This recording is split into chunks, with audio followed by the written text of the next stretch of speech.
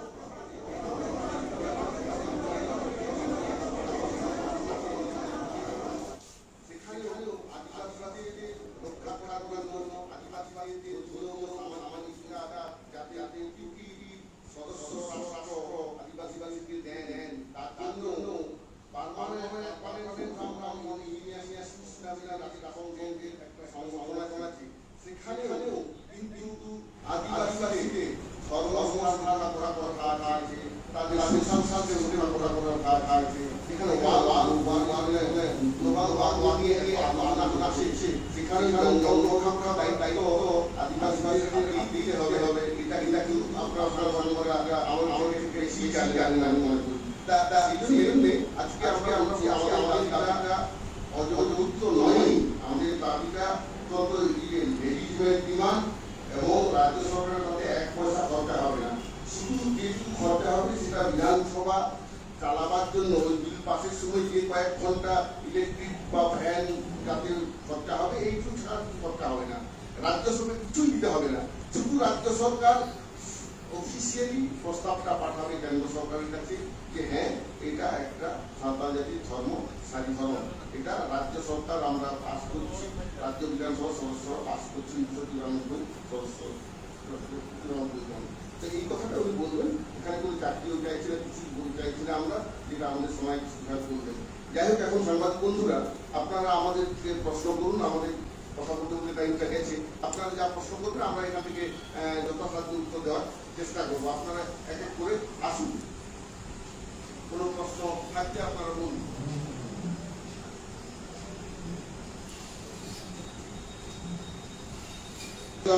Upon the respective SPs of the district, এটা আমাদের প্রথম পদক্ষেপ।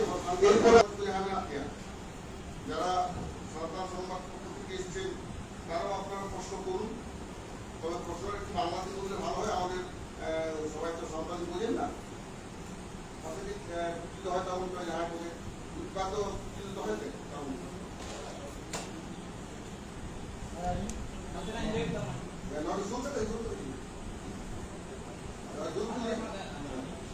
আচ্ছা আবু বন্ধুরা, যে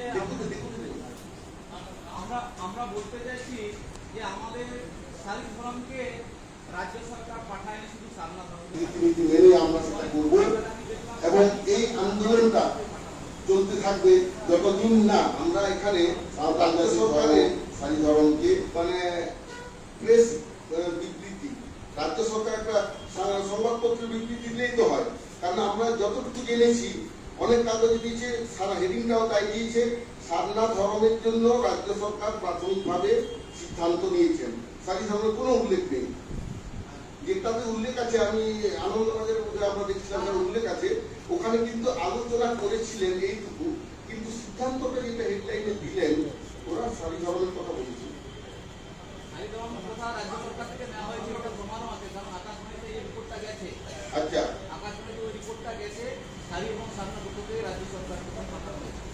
আচ্ছা, যদি করে থাকে সেটা কিছু কিছু পেপার দেয়নি, এটা ইচ্ছাকৃত, যেহেতু এইটা একটা অন্য ইস্যু হবে দ্রৌপদী মুর্মুর কারণে।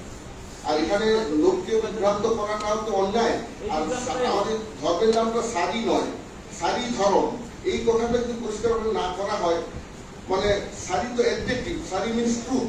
কিন্তু আমাদের ধর্মের নাম nomenclature of the religion is সারি ধর্ম, সেই জন্যে ভেঙে ভেঙে কেউ না বলে। যাই হোক, এখন সরকারিভাবে যে কাগজ আকাশবাণীতে গেছে সেটা আকাশবাণীতে যারা জড়িত আছেন তারা বলতে পারবেন, কিন্তু সরকারের পক্ষ থেকে সেরকম কোনো কিছু আমরা এখনো পাইনি। আমাদের উচিত ছিল আমাদের সংগঠন থেকে আমরা এমএলএ এমপিদেরকে জিজ্ঞেস করা, ভেরিফাই করা কি হয়েছে জিনিসটা, ওনারা তো কিছু বলেননি আমাদের। এখন ওরা যদি না বলেন সরকারি তো সরকারি একটা যদি ওনারা প্রেসক্রিপ্ট করতেন আমাদের পক্ষে বোধহয় ভালো হতো।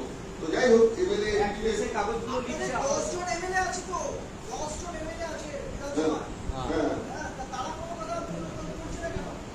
এটাই তো আমাদের কাছে প্রশ্ন। ওখানে আলোচনার সময় ওনারা হয়তো ছিলেন না, কেন আমি দু একজনকে ফোন করেছিলাম, ওনারা বললেন ওরা তো মন্ত্রিসভার বৈঠকে, আমরা তো থাকি না, ক্যাবিনেট মন্ত্রীরা থাকেন। আমরা জনগণকে কি জবাব দেবো? এমএলএদের তো উচিত আমরা জনগণকে কি জবাব দেবো? আমাদের সংগঠন থেকেও তো সারিধরণ কোর্ট কমিটি থেকে আমাদের জানা উচিত। অবশ্যই অবশ্যই অবশ্যই ওদের আমরা কি হয়েছে ওই জন্য তো আমরা আন্দোলনে নেমেছি। আমরা এগুলো আগে সত্যটা জানতে হবে আমাদের। আমরা আন্দোলনের মাধ্যমে আমাদের বিধায়কদের মতামত নেব, সাংসদদের মতামত নেব। আমরা কোন রকম এখানে পার্টি কালার দেখবো না। যারা সাংসদ বিধায়ক হয়েছেন সাঁওতাল জাতি গোষ্ঠীর মধ্যে, তাদের কাছে জবাব চাইবো। একই সঙ্গে অসাঁওতাল যারা, তাদের কাছেও আমরা জানতে চাইবো যে আপনারা আমাদের প্রতিবেশী হওয়া সত্ত্বেও কেন সারি ধর্মের জন্য আপনারা বলছেন না, এই কথা আমরা বলবো। এবং আন্দোলনটা আমরা আবার নতুন ভাবে শুরু করছি। আগে কোভিডের কারণে কিছুটা আন্দোলনটা স্থিমিত হয়েছিল, এবার কিন্তু আমরা খুব ধারাবাহিকভাবে আন্দোলনটা আমরা চালাবো। যতদিন না সারি ধর্মের জন্য পৃথক করে দাবিতে আমরা আমাদের আন্দোলনটা চলবে, যতদিন না সরকার সেই সারি ধর্ম বিলটা, সর্বদলীয় বিলটা বিধানসভায় না পাস করছে। আর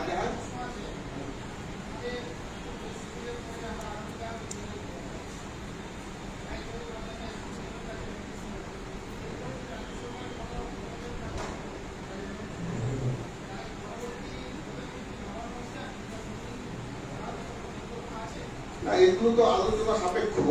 আমরা সরকারকে আমরা জানাতে চাইছি আমাদের দাবি। এবার নবান্ন অভিযান বা বিধানসভা অভিযান, এগুলো তো আমাদের আন্দোলনের প্রায় শেষ অস্ত্র। শেষ অস্ত্রটা তখনই ব্যবহার করাটা বোধহয় ঠিক হবে না। আমরা তো জনগণকে জানাতে চাইছি, আমাদের সরকারকে জানাতে চাইছি। না, এবার যদি নিয়ে তো সবকিছু বলা যায় না, কারণ আমরা মানে ওয়েট এন্ড সি, আমরা খুব প্র্যাকটিক্যাল। কেননা ঘটনা কি ঘটছে সেই অনুযায়ী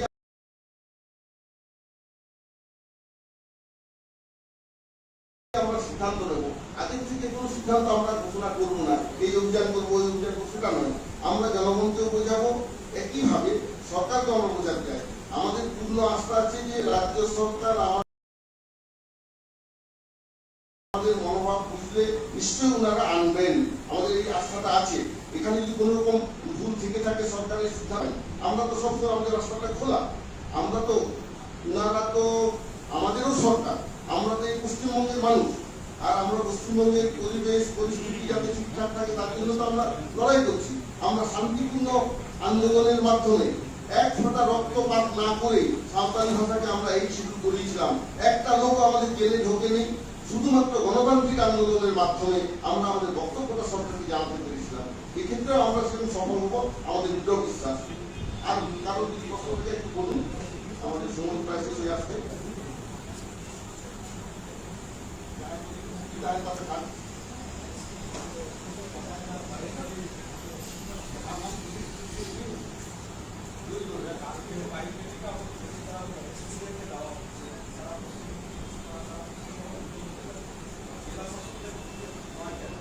আসলে আগামীকাল তো রবিবার, এখন ডিএম প্রায় বন্ধ থাকে, আর যেহেতু পুলিশ প্রশাসন সবসময় সজাগ থাকতে হয়, ওদের রাউন্ড ক্লক ডিউটি, সেই জন্য আমরা দেখলাম অন্তত অন্যান্য অফিস বন্ধ থাকলেও পুলিশ প্রশাসনের অফিসটা খোলা থাকবে। সেই বিশ্বাস থেকে আমরা এসপিদের মাধ্যমে আমাদের দাবিটা মুখ্যমন্ত্রীর কাছে পাঠাতে চাইছি। এই কারণে, কারণ মুখ্যমন্ত্রীকে যেটা দেওয়া, সেটাও আমাদের প্রোটোকল অনুযায়ী সরাসরি কিন্তু এসপিরা মুখ্যমন্ত্রীকে দেবেন না, ওনারা ওনাদের সেটা দেবেন। মানে ইনিশিয়াল স্টেজে এসপি বা থানার ওসি বা এসডিপিও কারোর কাছে আমরা আমাদের দাবিপত্রটা বাইক র্যালি যারা প্রতিনিধিগণ থাকছেন তারা ওখানে দেবেন। এই হচ্ছে সিস্টেম আমাদের। আর কোনো প্রশ্ন?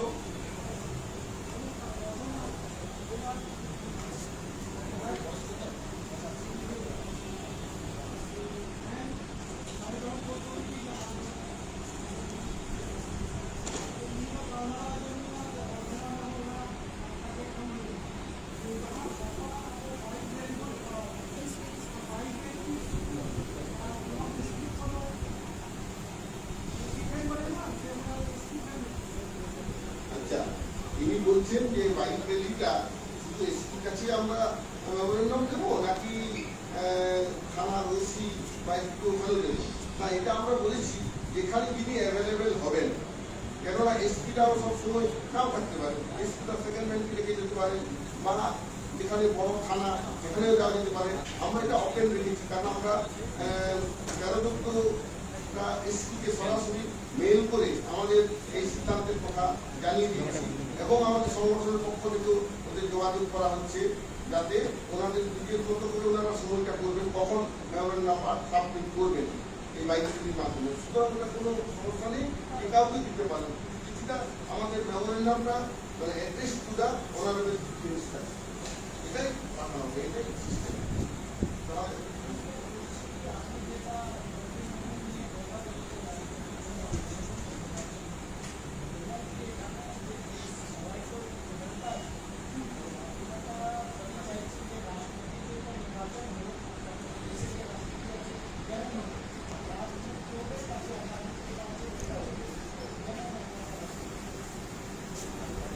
না, এখানে তো রাষ্ট্রপতিকে আমরা তো প্রথমে খুশি এই কারণে যে আমাদের আদিবাসী সম্প্রদায়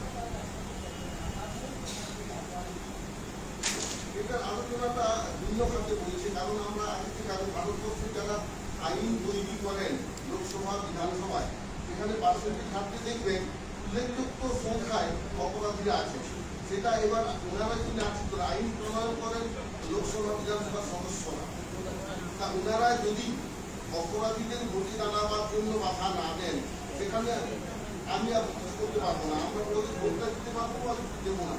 কিন্তু ওনারা আইন করে সেটাকে এখনো আটকাননি। সুতরাং কে অপরাধী কে অপরাধী নয়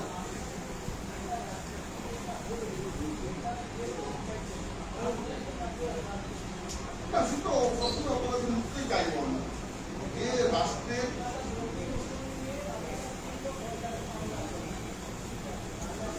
ইন্ডিভিজুয়াল কেস হয়ে গেল, আর ইন্ডিভিজুয়াল কেস তো আমরা তাহলে প্রত্যেকটা রাষ্ট্রপ্রধান বা যারাই পলিটিক্সে আছে কোনো না কোনো ভাবে তারা থাকবে।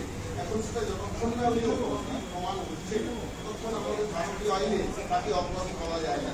এডুকেশন মানে সে দোষী নয়, ওটা এডুকেশন সাবজেক্ট ভেরিফিকেশন। তবে সুতরাং এক্ষেত্রে এইসব মন্তব্য বা এগুলো আমরা এখানেই করতে চাই না। আমরা এখানেও চাইছি একটা সাঁওতাল আদিবাসী থেকে মহিলা আমাদের দাঁড়িয়েছেন, ওনাকে দিয়েছেন এবং 250 বছরের সংগ্রামের ফসল হিসেবে আজকে স্বাধীনতার 75 বছরে একজন আদিবাসী মহিলা এবং সাঁওতাল মহিলা রাষ্ট্রপতি হিসেবে যাচ্ছেন এবং 18 তারিখে ভোট হবে, তারপরে আমরা জানবো। তবে এইখানে এবার অপরাধী বা ইত্যাদি যেগুলো ব্যক্তিগত ব্যাপার সেটা নিয়ে আমরা যাই হোক, আমাদের সময় এখন শেষ। আমাদের